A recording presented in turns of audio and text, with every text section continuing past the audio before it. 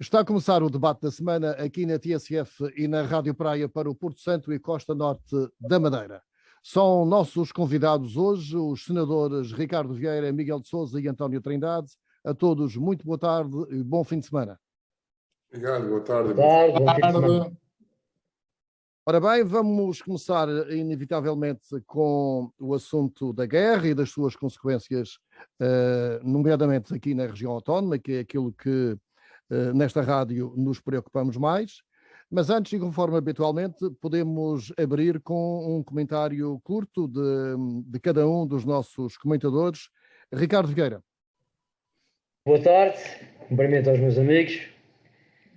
Eu fui sensibilizado com imagens recentes da imagem peregrina Nossa Senhora de Fátima a chegar a uma cidade ucraniana e com a espiritualidade que à volta dessa visita se gerou.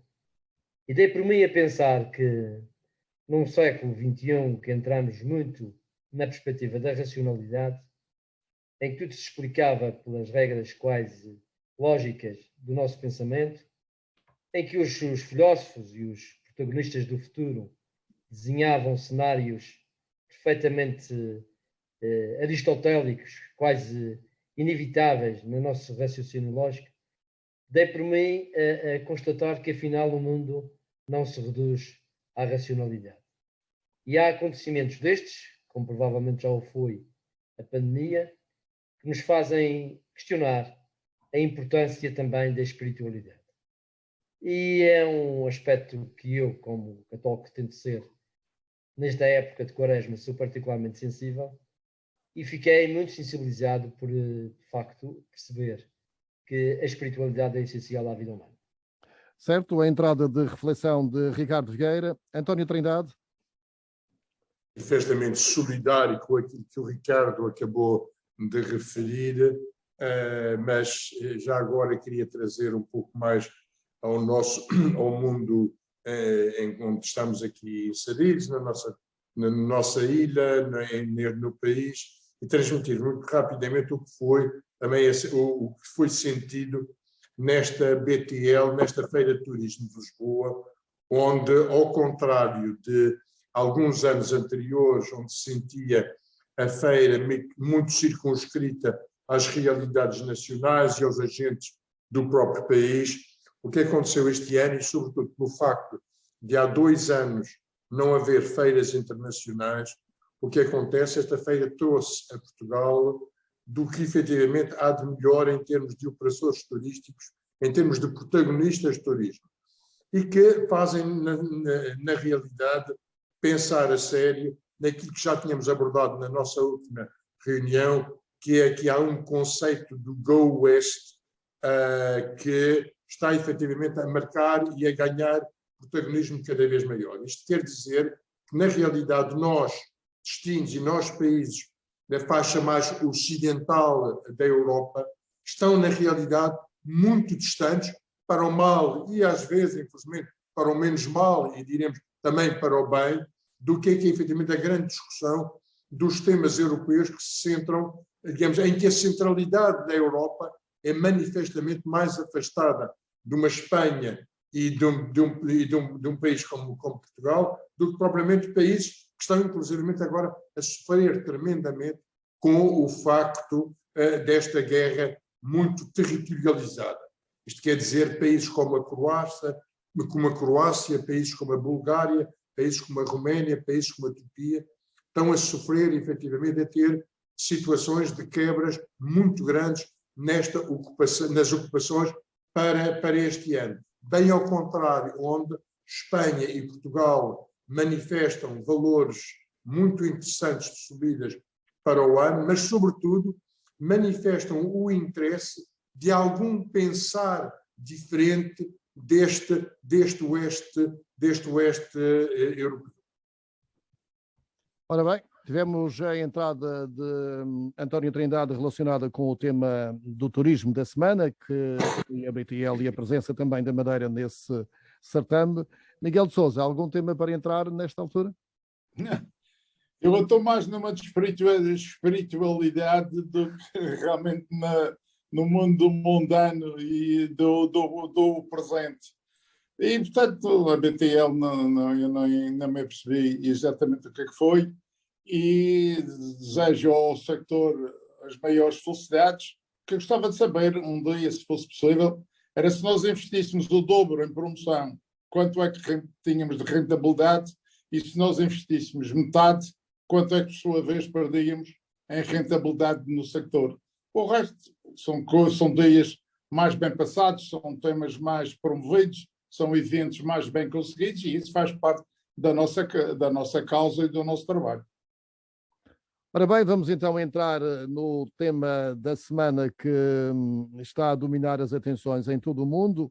A guerra nasceu de um ponto na Europa de Leste e está a atingir todo o mundo.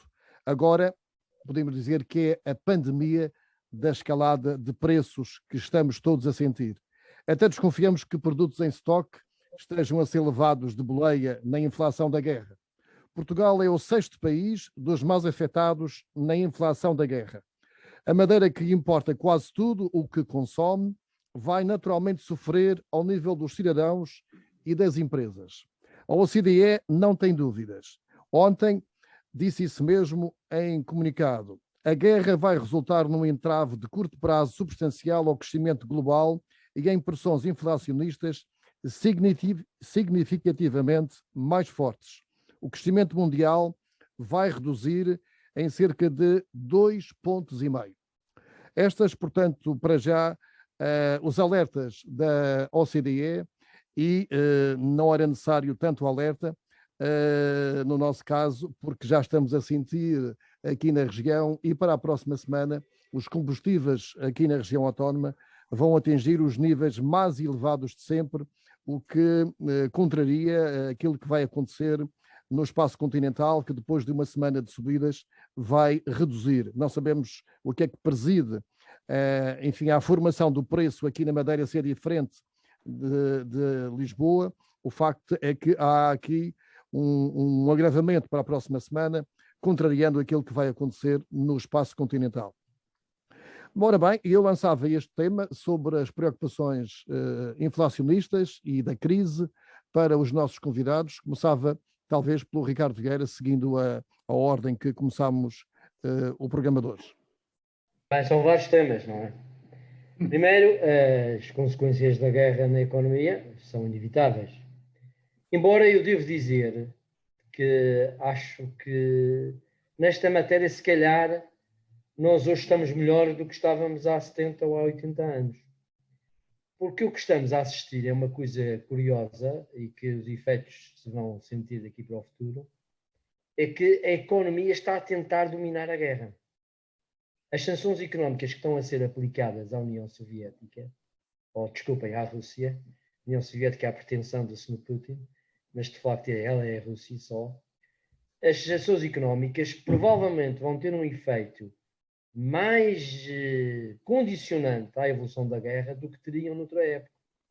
Nós hoje, como vivemos num mercado muito mais aberto, muito mais livre nesse aspecto, onde os produtos circulam um pouco independentemente da vontade quase dos Estados, a economia acaba por ditar regras que até podem estar acima das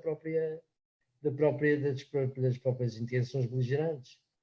E é um aspecto curioso. É verdade que nós vamos sofrer porque a Rússia e a Ucrânia são grandes produtores, quer de matérias com efeitos energéticos, quer de matérias alimentares, especialmente cereais, mas também não é menos verdade que impedir os cidadãos russos de comercializar no espaço europeu e americano através do SWIFT ou do Mastercard pode ter efeitos também bastante significativos para a evolução da guerra. Este é o primeiro aspecto que eu gostaria de deixar. O segundo aspecto, sobre a questão dos combustíveis e dos preços que aí vêm. Hoje os combustíveis têm vários componentes, os seus preços, não é? Não é só o componente do mercado propriamente dito, que aliás penso que pesa pouco. O que é fundamental ali é a parte fiscal. Há 2 impostos que incidem sobre os combustíveis, como se sabe. E depois há também alguns preços que são fixados administrativamente e outros que são fixados pelo mercado. embora, como se percebe, o mercado, e especialmente as empresas, não têm uma grande margem. Eu ouvi recentemente responsáveis por uma das grandes distribuidoras de combustível em Portugal referir que as suas margens são, de facto, estreitas.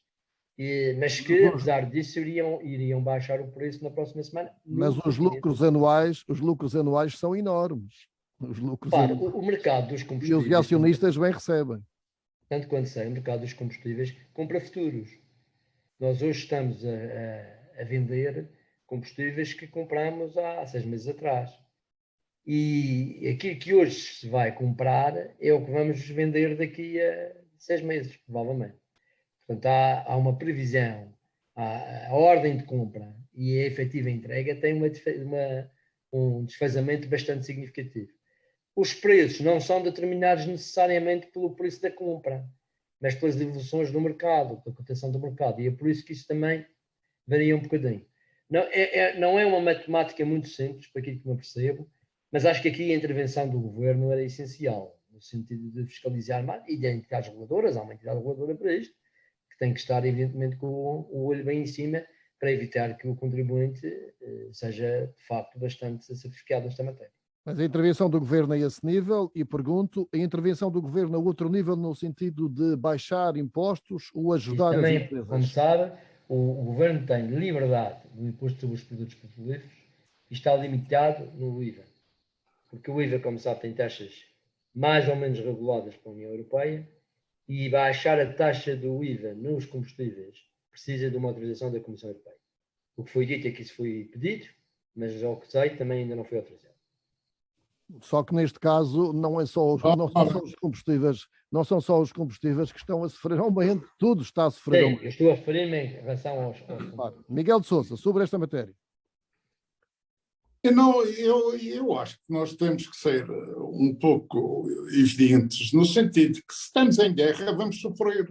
Não há guerras em que se passem, em que nós vivemos com todos os mundos. Vamos ter a parte boa, que é viver em paz, mas temos guerra, paciência. Alguém resolve isso baixando impostos, ou arranjando estoques, ou seja o que for. Isto vai haver uma crise. Não há outra maneira de passar por isto. Vamos todos sofrer. Os preços vão aumentar. As matérias vão faltar, os produtos vão ser caros, toda a gente vai ter inconveniente, não é só no carro, é no supermercado, é nos preços depois dos bens e serviços que as pessoas recebem. Portanto, tudo isto vai ser afetado. Não há histórias. Hoje em dia é muito difícil ao governo regional intervir na economia. Há regras europeias, há razões de concorrência, há todo um conjunto de situações que não se pode mexer nem tocar, porque senão saltam todos em cima de nós, porque isto no tempo da tribo, em que nós fechávamos aqui a ilha, aumentávamos a gasolina, baixávamos a gasolina, aumentávamos o preço da manteiga, mas baixávamos o açúcar, fazíamos... Isso acabou, isso não existe. Isso não existe. Portanto, nós vamos viver como os outros europeus. Vamos ter as dificuldades e as consequências que os outros europeus têm por termos esta guerra. E esta guerra não vem do espaço. Esta guerra vem dos europeus. Vem dos russos, principalmente, vem dos ucranianos e vem de tudo o resto. Nós estamos todos aqui a tentar gerir uma situação para que não acabe num caos global. Agora, nós temos um problema todos que percebemos que não há, muito dificilmente vamos poder evitar. Portanto, primeira coisa, não se tente encontrar solução para todos estes problemas. Isto não tem, a maior parte deles não tem solução. Vão ter ónus para as populações, para as empresas, para tudo. Isso vai acontecer. Não há maneira de evitar. Isso seria uma coisa estranha se nós aqui na Madeira, com 2 ou 3 conversas num fim de tarde de sexta-feira, a gente resolvesse este problema e não houvesse nem aumento de combustíveis para a semana, nem aumento de impostos, nem aumento de cereais, nem aumento de nada. Isso não existe. Portanto, nós vamos ter estas consequências. Se vamos estar preparados para aguentar com essas dificuldades, é outro problema. Isso é que vai haver muita gente que vai sofrer sem condição de defesa. Porque nem as empresas da Madeira têm muitas possibilidades de defender a sua gente. Eu percebo que há grandes grupos, há empresas com solidez financeira, mas isso é uma mão delas. A generalidade da economia da Madeira não tem esses estoques financeiros, não tem essa resguarda financeira. Isto vem e dá conta logo no primeiro impacto da vida das pessoas e das empresas. Portanto, eu acho, primeira coisa, acabar com a guerra. É a única solução. Primeira coisa é acabar com a guerra. Agora, não sei como é que isso se vai fazer, porque se fosse por mim, estava acabada. Agora há aí um conjunto de personalidades que se intervieram nisto e que não parecem dispostos a facilitar para conseguir os seus objetivos. Mas, vamos Miguel ter que viver com isso. A guerra é inevitável e as consequências, obviamente... Não é inevitável, não é inevitável, já existe. Não, é inevitável neste momento. Neste momento, Bom. é evidente, era bom que não existisse. Mas neste momento é inevitável, enfim, o que está a acontecer. Os governos devem ou podem atenuar os efeitos disto ou não? Podem, os que têm recursos, podem. Os que não têm recursos, não podem. O governo da Madeira não tem recursos. Tem uma dívida Já enormíssima. está a pedir à União Europeia. Como? Já está a pedir um regime idêntico ao Covid para a União Europeia. Portanto, não tem a mínima hipótese. Está aqui fragilizado, não pode fazer nada. Se o governo regional quiser pegar numas centenas de milhões para tentar ultrapassar a dificuldade, das principais dificuldades, onde é que vai buscar o dinheiro? Não tem nenhum banco que lhe empreste. Não tem nenhuma forma de financiar de outro modo. Só se for aquele senhor que financiou o Chega e o CDS. E ainda é para dar um bocadinho de humor, porque senão a gente fica aqui e fica mais triste. O problema é não há recursos financeiros para esbater esta situação. Cada um vai ter de pagar a sua fatura de guerra, a sua dificuldade com a guerra. Cada um vai ter que pagá-la. O governo regional pode dar uns dinheirinhos, mas não resolve nada, não pode resolver o problema. Isto é tudo muito dinheiro, principalmente se continuar. Se isto acabasse entretanto, agora e tal, pronto, mas coisa menos coisa, íamos amenizar a situação. Mas o problema é perceber que tanto quanto essas pessoas entendem, isto não é para parar amanhã. E, portanto, estamos aqui numa situação que nem se sabe até onde é que vai. E nós, que não entramos em guerra, que não fizemos guerra a ninguém, que não queremos guerra para nada, somos capazes de ser uns dos que mais vai sofrer com a guerra. E isto é o mundo de hoje. Agora, querem viver noutro mundo? Construam. Ora bem, António Trindade, na sua opinião, estes efeitos vão trazer graves problemas às empresas e aos cidadãos e há formas de atenuar ou não? Seria estultícia minha vir dizer que a existência de uma guerra não gera tendências inflacionistas e não tem repercussões negativas no mercado. Tony, desculpa. É que a inflação, a Madeira viveu muitos anos com 30% de inflação. Sim, e não sofreu. Tinha desvalorização. Conjugava com a desvalorização e ganhava... Isso era o turismo. O trabalhador do monte não tinha desvalorização. Miguel, deixa-me só acabar.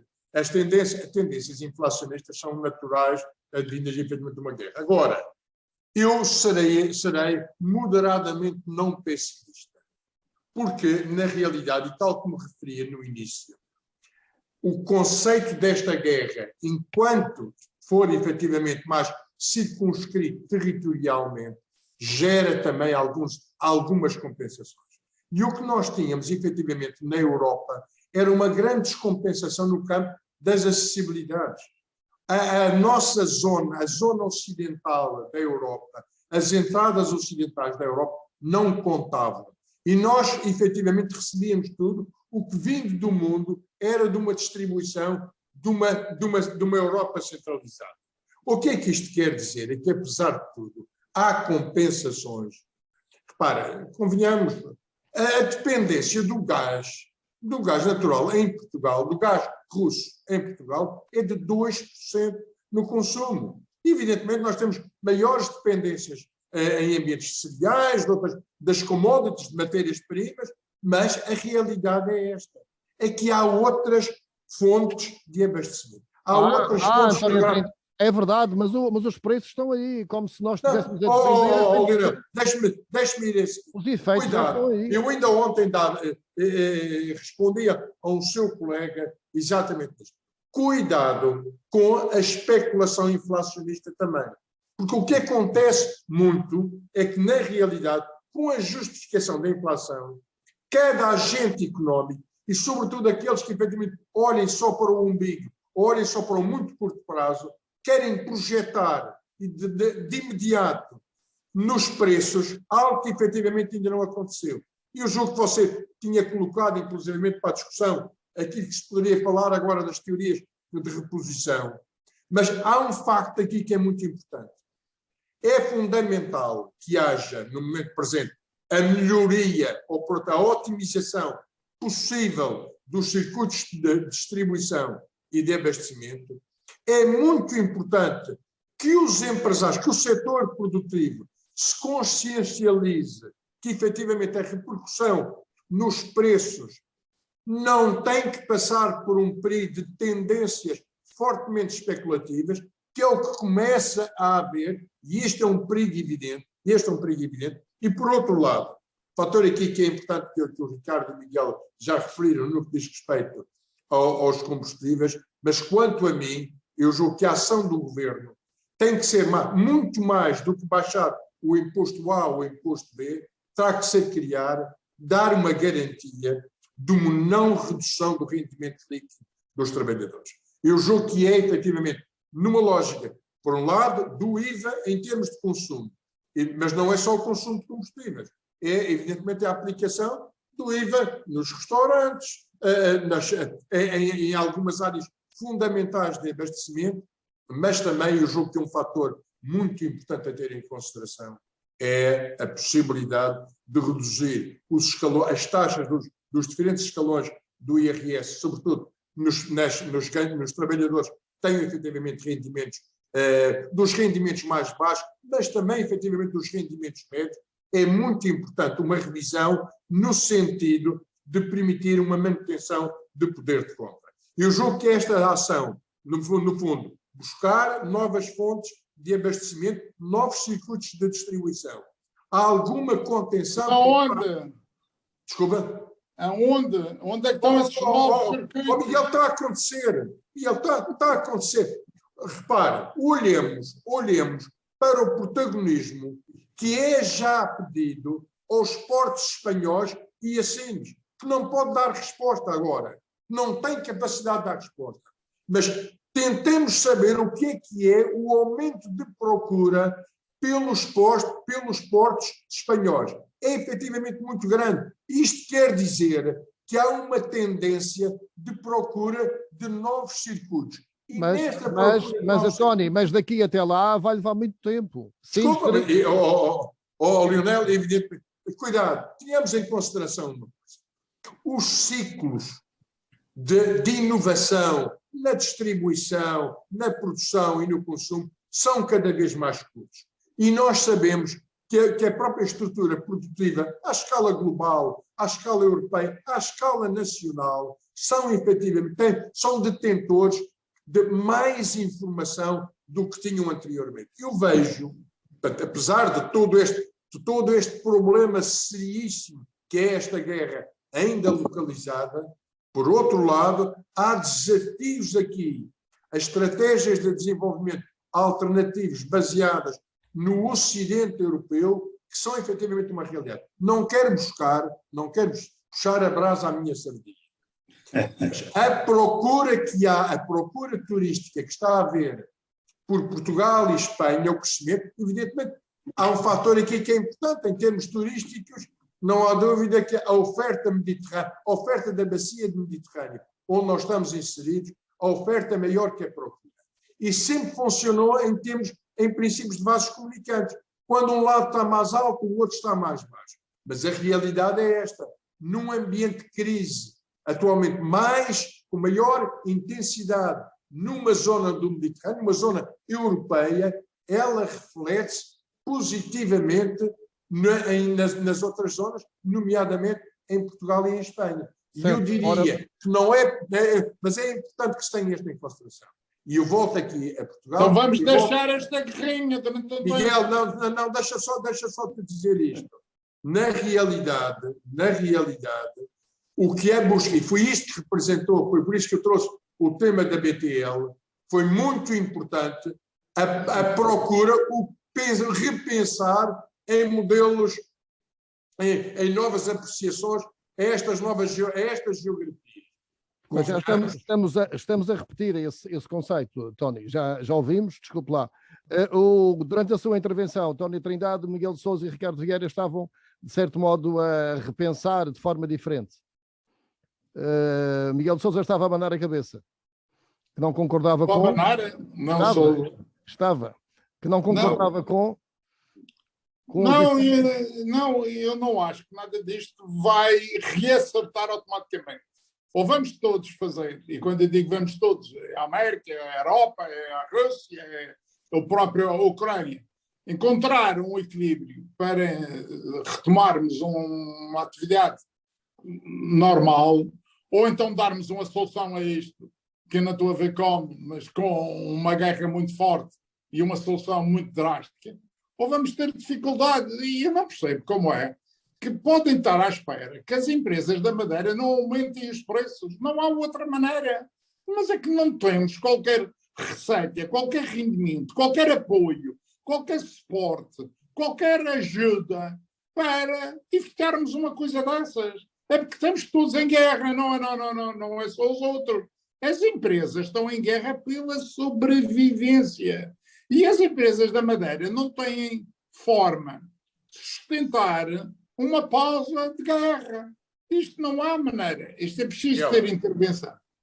Miguel, eu julgo que todos nós temos responsabilidade de passar efetivamente para os nossos ouvintes alguma mensagem que também não seja tremendamente catastrofista. Mas a minha é. Miguel, não é. Miguel, convenhamos, assumamos uma coisa. E, digamos, nas nossas áreas de atividade, temos que efetivamente ter a consciência que só está em uma situação bem diferente. Quando tu olhas, sabes, atualmente a informação que tenho é que a Croácia tem reduções de mais de 30% do tráfego. Atualmente a Bulgária... Mas do tráfego de quê? Tráfego de quê? Desculpa? Tráfego de turistas? Turístico. Okay. Não, são 30, a Bulgária com 50. A Turquia atualmente desvaloriza a moeda. Em mais de um ano desvalorizou mais de 50% a lira turca e tem efetivamente agora reduções de preço na ordem dos 20% a 30%. Esta situação, temos que convir, é mais complicada, é mais difícil do que a nossa. Mas, já que estamos a falar entre o Oriente e o Ocidente, andemos um bocadinho mais do que a nossa área da Madeira ou de Portugal e vejamos o que está a passar agora no Brasil. Por exemplo... Mas ainda tem nada no Brasil. Não, Miguel, eu tenho que referir os números da economia brasileira criaram de repente, há um despertar económico, há um despertar financeiro, porque evidentemente o que é o país? O Brasil é líder ou co-líder em 10 das principais commodities no mundo. Há uma realidade nova, há efetivamente um repensar estratégico à escala global e há novos protagonistas. Temos que ter a consciência que não é só uma relação... E isso ajuda a Madeira em quê? Ajuda a Madeira em quê? Meu caro amigo Miguel, eu sei a quem é que ajuda. Eu sei quem, evidentemente, ajuda os brasileiros. Não, ajuda-te os brasileiros. Não, repara, eu não posso circunscrever esta discussão só a um tema do serve a Madeira ou não serve a Madeira. Numa lógica de servir a Madeira, digo que há uma área de desenvolvimento muito importante para esta região, que é o turismo, que não está efetivamente em quebra. Neste ambiente de tantas dificuldades, há um setor que não está. E que sabes muito bem o que é que efetivamente representa para a região. Isto é para dar um pequeno exemplo e para te dizer que, efetivamente, eu digo, eu sou moderadamente não pessimista. Ricardo Mas Vieira, também não posso ser... Eu outro dia, só para acabar, no último programa, eu acabei dizendo que até pensava que isto era uma coisa que se resolvia imediatamente. Portanto, terei todo o pendor de gravidade da situação que estávamos a iniciar. E vocês disseram, e provavelmente bem, agora penso até que é bem, olha que não é assim, olha que isto vai ser grave. E eu é que estava numa de otimismo, agora sou eu que estou numa de pessimismo, pelas realidades que eu tenho seguido. Vocês provavelmente continuam nessa do otimismo. Ricardo Vieira, eu, no meu caso, não sou otimista, mas também não sou pessimista. Eu acho que os efeitos económicos vão se sentir mais na Europa do que no resto do mundo. Isso está, aliás, já estudado pela OCDE e que prevê que as quebras de crescimento no espaço europeu vão ser muito mais significativas do que, evidentemente, foram os países que estão em guerra, não é? Foram a Rússia e a Ucrânia. Mas vai haver uma quebra de crescimento em 3 pontos percentuais ou 4 pontos percentuais. Agora, o problema maior aqui é, apesar de, como disse logo no início, eu acho que esta guerra é relativamente diferente, porque eu penso que a economia está a conseguir limitar a guerra. A nova guerra. Que a guerra está a conseguir influenciar a economia. Mas vai haver influências recíprocas e o tempo dirá qual será a tonalidade mais forte nesta guerra, digamos, de valores. Mas, apesar disso, eu acho que Portugal vai sentir consequências, não só ao nível dos combustíveis, dos cereais, mas também ao nível do próprio turismo. Isso é inevitável. As pessoas, quando sentem a guerra, mesmo que a guerra não esteja à nossa beira, elas vão se retrair, elas vão pensar no futuro, vão pensar noutro... Oh, Ricardo, eu estou perfeitamente... Vão ter menos dinheiro disponível. Eu tenho que responder. Eu estou perfeitamente de acordo consigo, Ricardo. Só que nós temos que ser muito realistas quando encaramos os factos e não sermos agentes da especulação. Porque há um fator que sempre que há uma tendência inflacionista, ela é naturalmente acompanhada pela própria especulação. Sim, e é aí que eu tenho que dizer, um dos contributos negativos que as inflações podem trazer e se acusar os nossos parceiros económicos da região que vão viver da especulação. E então vão viver na melhor do mundo. Não, Miguel, é que o contributo de cada um para tender, para ser agente de áreas ou de momentos de inflação superiores àqueles que efetivamente tu recebes, quando o teu output é manifestamente superior ao input que recebeste, há qualquer coisa que está efetivamente errada e contribui em ambiente perverso para a região. Convenhamos, Miguel, calculemos que, digamos, o teu grupo, na distribuição da cerveja, calcula, fruto de todos os seus, do abastecimento e todos os inconvenientes e as áreas de dificuldades que foram criadas, tem que efetivamente aumentar, digamos, 5, 6 ou 7 ou 10%. Quando esses números depois se repercutem na fase seguinte da distribuição ou do retalho, e por este argumento se aumenta 30% ou 40%, isto é especulação. E isto eu julgo que é muito importante que se passe efetivamente aos agentes esta necessidade de ter que medir por todo lado. Porque há depois as próprias responsabilidades empresariais nestas áreas. Porque é evidente que os salários não vão ter esta projeção, este aumento que efetivamente outras áreas têm. Agora, se eu sou também agente para voltar a colocar no mercado aqui a especulação, evidente, que não é só o governo que tem a responsabilidade de ter, eventualmente, aumentar o rendimento, fazer com que haja um rendimento líquido fruto da quebra de impostos, mas a páginas tantas é o próprio especulador que é o principal fomentador da desarticulação do mercado. Eu percebo o que estás a dizer, António, mas eu já não acredito no tempo da especulação. Isso é banditismo. E acho que a nossa economia não funciona hoje entre bandidos. Funciona hoje entre pessoas razoáveis, uns com mais capacidade, outros com menos capacidade, e que vão tentar fazer pelas suas empresas que no fundo, pelos seus trabalhadores, para que elas continuem no mercado e a funcionar. Eu já não tenho medo dessa história da especulação criminosa. Isso já não vai haver, até porque o Governo Regional tem instrumentos, tem autoridades, pode apanhar um, e na Madeira, quando se apanha um, é um problema para muitos. Nós vivemos numa economia de mercado. Nós vivemos numa economia de mas mercado. tem regras, mas tem regras. Vamos deixar a especulação agora, vamos esperar que... Não, mas isso é que é importante na guerra, não é a bomba. Isso o Tony tinha razão. O problema é os especuladores, não são as bombas. Sim, eu quando abri o programa já disse que isto parece que havia muitos estoques aí à boleia da guerra, à boleia da inflação. Quando eu tenho estoques. A cerveja ainda não aumentou, já aumentou. Não, mas eu sei de empresas na Madeira, regionais, muito fortes, e não têm estoques. Não têm, estão à espera de barcos. Não têm estoques. E se não chegar os estoques, vocês chegam ao fim do mês e dizem aos trabalhadores o quê? Mas a Madeira tinha por lei uma reserva estratégica de estoques para 3 meses. Creio eu que era essa. Desculpe, ninguém pode obrigar ninguém a ter milho, a ter cereal, porque pode ser tu que tens essa obrigação e não é porque sou eu e não és tu.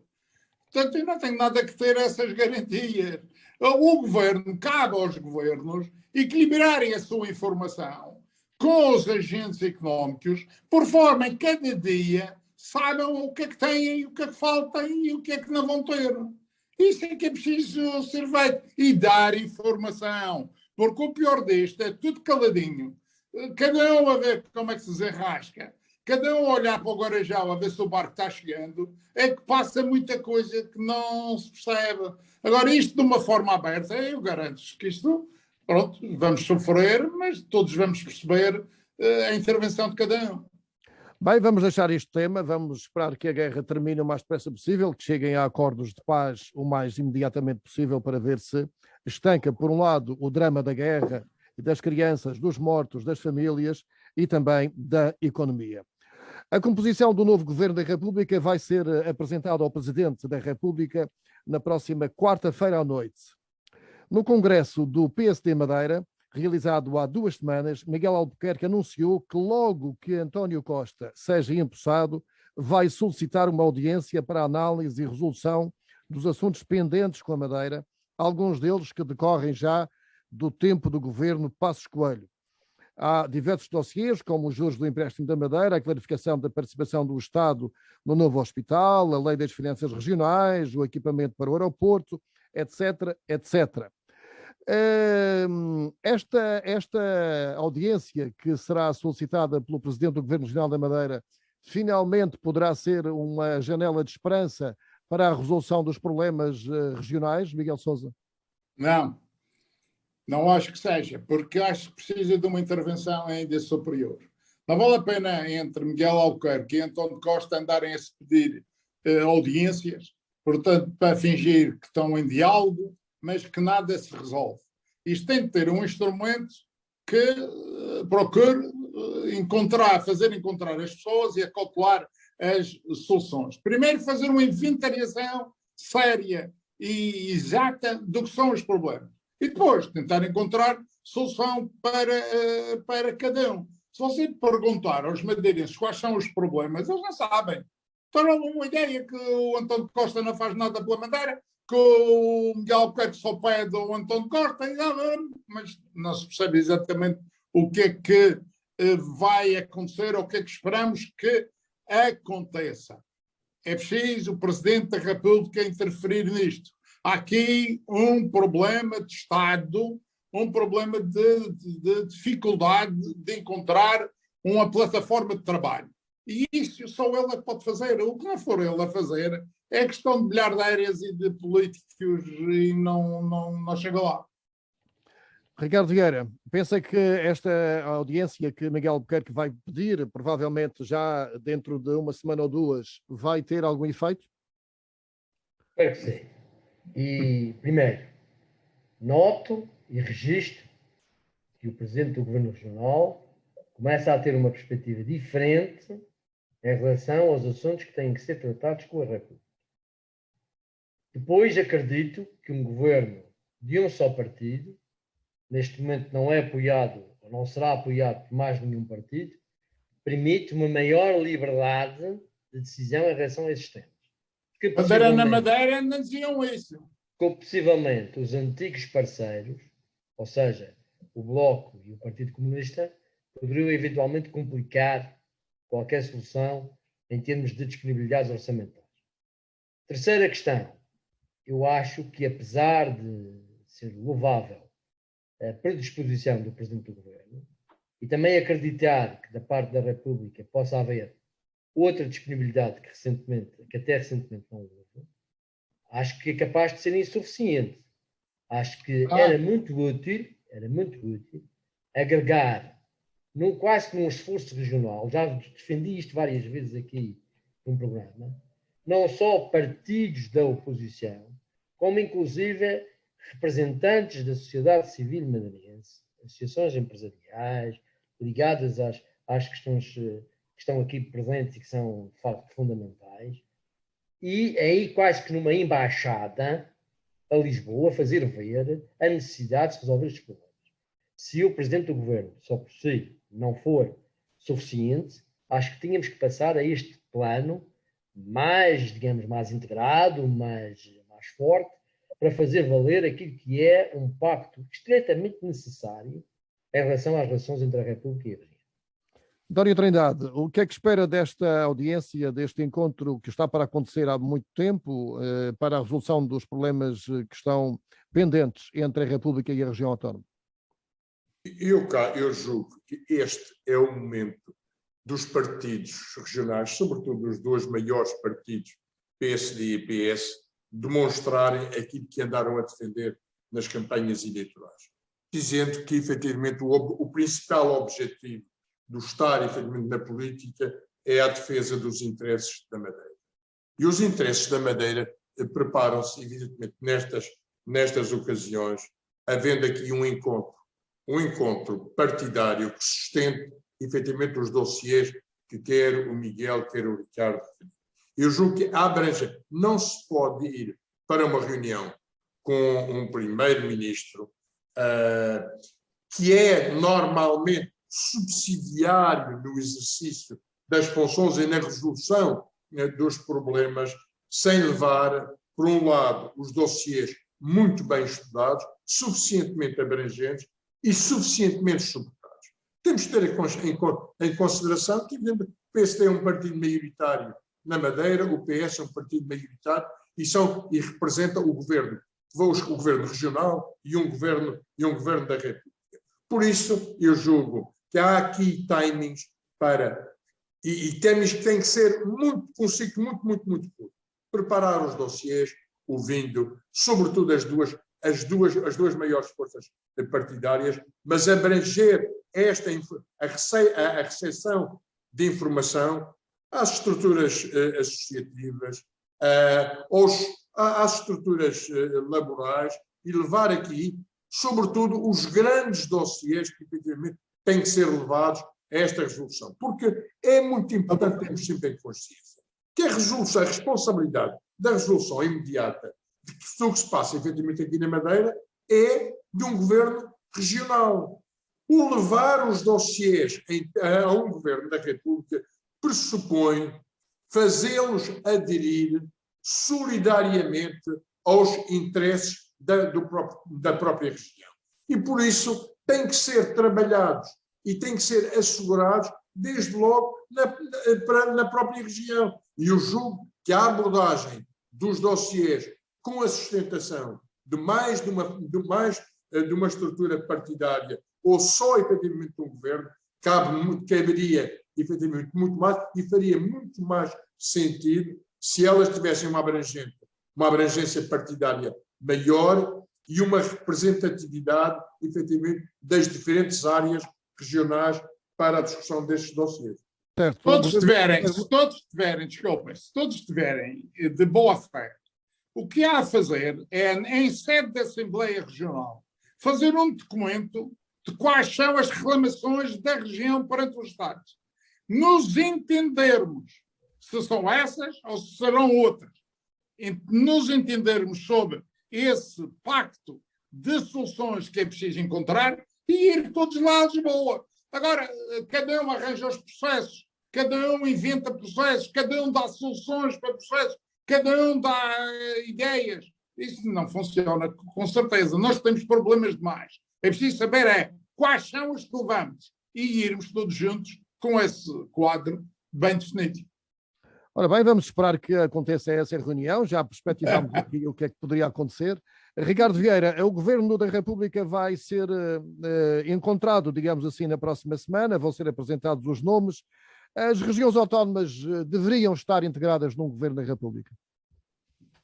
Eu acho que não. A região autónoma em si, acho que não, porque nós temos um país Óbvio. que está estruturado como Estado regional, faz sentido que os governos das regiões estejam sediados nas regiões. Ou pessoas das regiões autónomas, pessoas das regiões autónomas. Isso é outra coisa. Isso é outra coisa. Haver madeirenses no governo, eu de facto eu tenho que reconhecer aqui uma coisa. Talvez porque o madeirense esteve muito ligado à terra, teve muito lutar contra a orografia, ao contrário do açoriano. Nós, às vezes, quando fazemos uma contabilidade de madeirenses que estiveram em destaque nacional em relação a açorianos, ficamos a perder. Há presidentes da República que foram açorianos, há ministros que foram açorianos, o primeiro-ministro que regionalizou o país em termos administrativos foi um açoriano, há vultos da política nacional e não só nacional, de grande nome em termos que nasceram nos Açores. A Madeira tem escassos nomes. Tem escassos nomes nas referências. Tivemos Seria importante para a Madeira a presença de alguém em Lisboa no governo? Eu acho que talvez tivesse importância, digamos, neste tipo de relação que é preciso começar a existir. As proximidades, os conhecimentos pessoais, o abrir portas, o relacionamento pessoal também conta muito nisto. E, portanto, era bom que houvesse um madeirense no governo que pudesse, de facto, ser um certo arauto da causa madeirense, mesmo que não seja, digamos, não sejam um sector particularmente sensível para a Madeira, que seja alguém que possa, de facto, estabelecer as ligações. Eu não vejo que o madeirense esteja com algum handicap à partida que não possa ser ministro. Já aqui entre nós já houve alguém que foi convidado para isso, mas era bom que, de facto, isso chegasse a efetivar. António Trindade, pensa que António Costa vai convidar alguém da Madeira? Deixe-me dizer uma coisa. Eu, mais do que estarmos preocupados em encontrar a pessoa, encontrarmos ou não uma pessoa que seja madeirense para o exercício dessas funções, eu já há muitos anos a esta parte, e mais quando andei mais ligado às áreas políticas, sempre defendi, porque melhor do que ter um Ministro da República era haver um Ministro das Autonomias, um Ministro que podia fazer correr transversalmente a representatividade e o relacionamento das regiões com o poder central. Eu julgo que não está em causa propriamente, e não ficaríamos contentes só pelo facto de haver um madeirense ministro ou um madeirense secretário de Estado. A mim parece o que é importante nesta consolidação da relação poder nacional com os poderes regionais é efetivamente encontrar mecanismos que sejam suficientemente fluidos no relacionamento e que possa esse ministro fazer correr transversalmente numa lógica de corresponsabilização de um governo essa própria relação com as autonomias. Miguel de Sousa. Só porque há um fator muito importante. Porque aquilo que efetivamente aproximam as autonomias da Madeira e dos Açores é efetivamente muito, sobretudo no relacionamento com o poder central. E este entendimento de transversalidade é fundamental e isto sim é o que devíamos todos os partidos que efetivamente com propensão para o poder a exigir essa garantia de correr efetivamente rapidamente os dossiês que existem efetivamente entre o poder central e o poder das regiões. Miguel de Sousa, seria importante ter alguém da Madeira e dos Açores, neste caso, no Governo da República? Eu ouço tanta coisa tão estúpida que fico, identifico com Esperemos que não dados. seja aqui no programa. Não aqui, nos jornais, nos debates. Talvez estavas a insinuar qualquer coisa. Não, eu quando for eu digo, vocês sabem que eu digo, quando for não fica Verdade, é verdade. Fica logo. Eu ouço coisas de que o Paulo Cafofo deveria de ser o ministro das autonomias, o secretário de Estado das comunidades e das autonomias. Ora, trazer a autonomia para um nível de bairro comunitário na África do Sul, ou na Venezuela, ou não sei o quê. Quer dizer, isto é só para dar influência ao Partido Socialista na região, porque não o tem. Aliás, eu acho muito esquisito neste programa não se falar no Congresso do PS, porque isso é a peça-chave. Já vamos a seguir, já vamos a seguir. Eu sei, já vamos. Isso é a peça-chave para perceber o que serão os próximos anos. E o resto é treta. Agora, vamos pôr uma pessoa que não teve reflexo em situação alguma, que baralhou o Partido Socialista agora, arranjou incompatibilidades entre dirigentes, ex-dirigentes, protagonistas, figuras respeitáveis do partido. Pôs tudo na rua para que dois pudessem se ingrar no futuro. E esta gente está à espera de alguma coisa. Acham que quer que algum deles seja ministro? Mas é ministro do meu país, nem sequer é ministro da minha região. Não quero, não têm capacidade, não têm nível, não são suficientemente competentes e bons para assumir um assunto dessa natureza. Portanto, o Sr. António Costa que faça a sua equipa, faça o seu governo, que eles sejam todos de uma grande competência, porque eu já vi ministros que não tinham nada com a Madeira, se calhar alguns nunca tinham quase 20, tratar-nos de forma sublime, e já vi pessoas com uma relação com a Madeira incrível, todos conheciam-nos bem do partido, dos fins de semana, do não sei o quê, e depois não resolviam nada. E isto tem que ter uma seriedade. Por isso a função sobrepõe-se à pessoa na escolha deste relacionamento. Mas não pode ser uma aderência. Não pode ser uma aderência. Vamos para o último tema agendado para o debate de hoje, exatamente o que será o novo PS, que desafios e soluções poderão trazer os novos protagonistas, nomeadamente o novo líder do PS, o gestor e economista Sérgio Gonçalves, e se tem equipa unida e partido para trazer algo de novo. Ricardo Vieira, quer comentar? Olha, começo por comentar um artigo que li do nosso co-participante nestes programas, o Miguel Sousa, sobre o Congresso do Partido Socialista, que achei um artigo interessante, mas que, a meu ver, não é só para o Congresso do Partido Socialista. Se calhar é para todos os congressos que andam aí. Sim. A reflexão que ele fez, que é uma reflexão, eu acho, muito pertinente. Para que é que servem os congressos? Se é para exibir unanimidades falsas ou não falsas, ou construídas ou não construídas, ou se é para pensar o país ou a região onde nós temos deveres de consciência e de cidadania para com ela.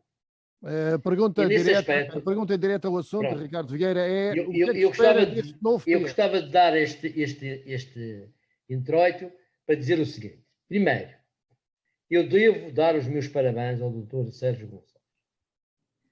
Eu acho que nos tempos de hoje, uma pessoa que é um quadro reconhecido de uma empresa, que tenha o prestígio que tem uma carreira profissional, técnica, reconhecida, se dedicar à política, e em especial a um partido da oposição, na Madeira, é um ato de abnegação e é um ato de serviço que tem que ser louvado, mesmo que não seja do meu partido.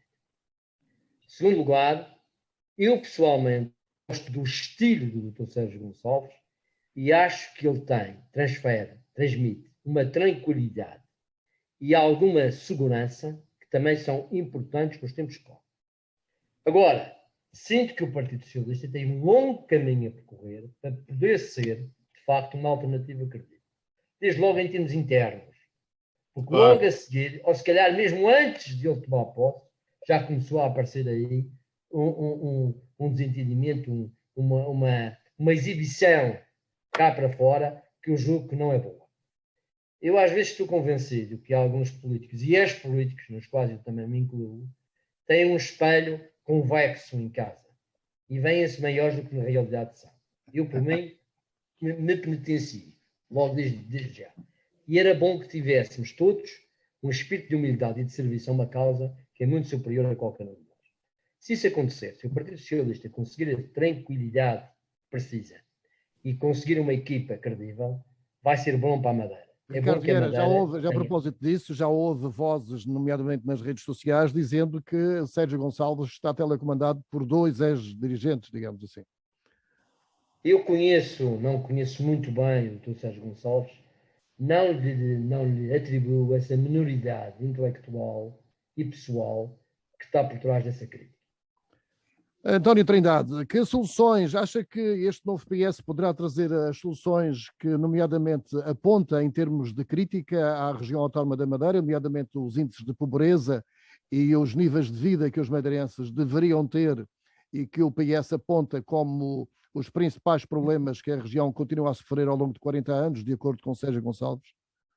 Deixe-me, em primeiro lugar, lhe dizer, e estar totalmente de acordo com aquilo que o Ricardo Vieira acabou de referir, no que diz respeito aos congressos.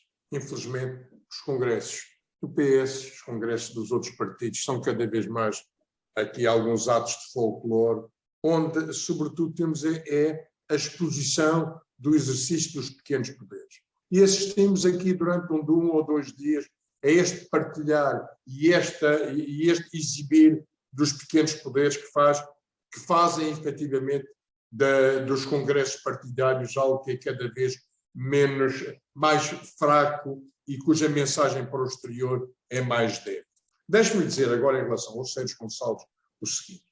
Eu lembro-me sempre das grandes críticas que se fazia ao Partido Socialista, ou faz-se normalmente aos partidos que lideram a oposição, é o facto de ter gente que não tem experiência nenhuma da vida real, não tem experiência nenhuma dos diferentes setores que possam efetivamente sustentar a política.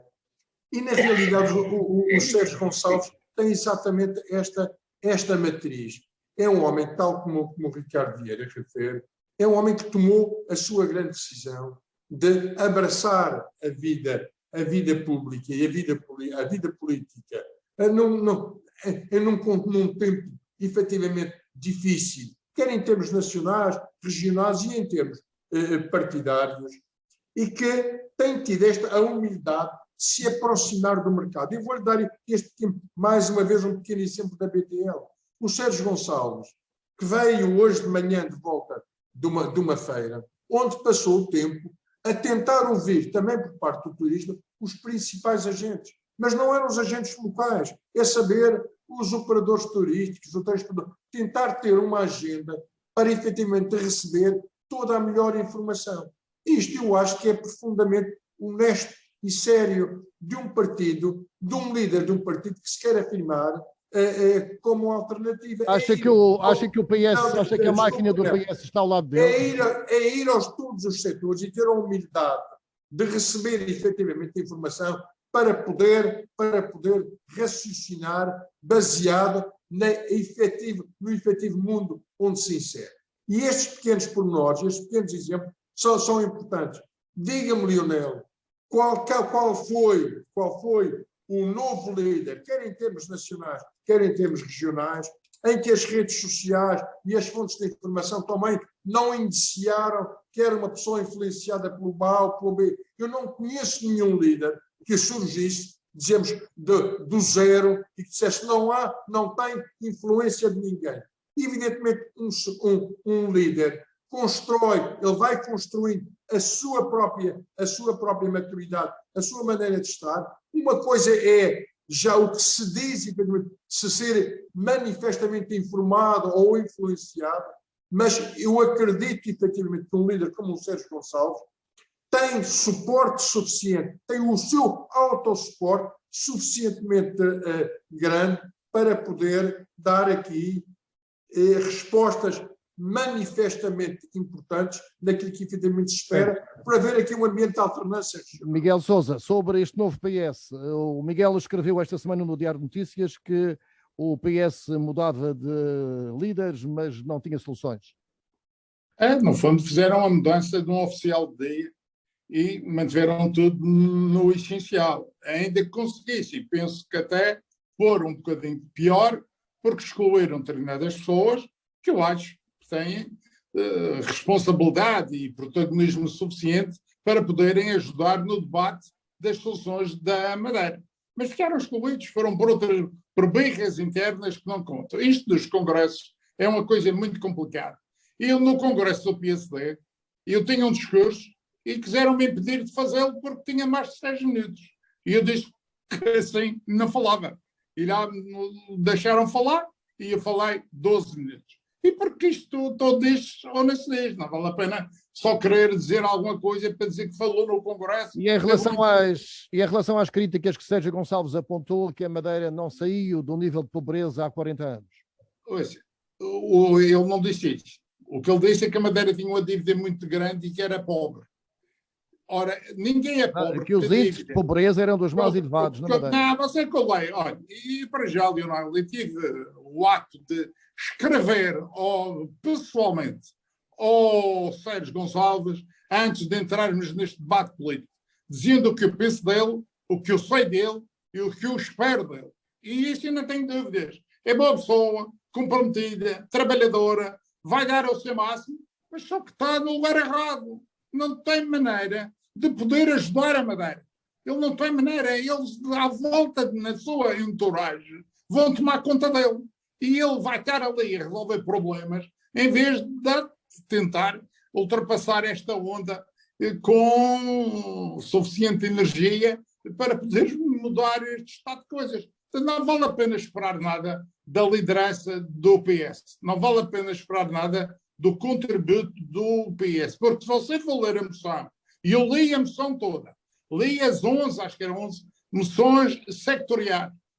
Diga uma solução que está lá que não seja com todo o ensino é gratuito. A única proposta concreta que está lá é que o ensino é todo gratuito. Como não se podia falar de descontos, não tinham de ter uma coisa. De resto, não tem uma solução concreta. É vamos melhorar, vamos fazer, vamos ser horizontal, é tudo conversa. Tudo conversa, não tem. Já atingimos 1 hora de tempo, não temos mais tempo. Agradeço, muito obrigado. O que é importante fica sempre para acabar a meio, porque assim é que interessa. A conversa é como as cerejas, vai correndo. Não. Há outros assuntos que foram como as cerejas. Muito obrigado, Ricardo Vieira, Miguel Sousa e António Trindade. Bom fim de semana. Boa tarde, bom fim de semana a todos. Um abraço. Obrigado.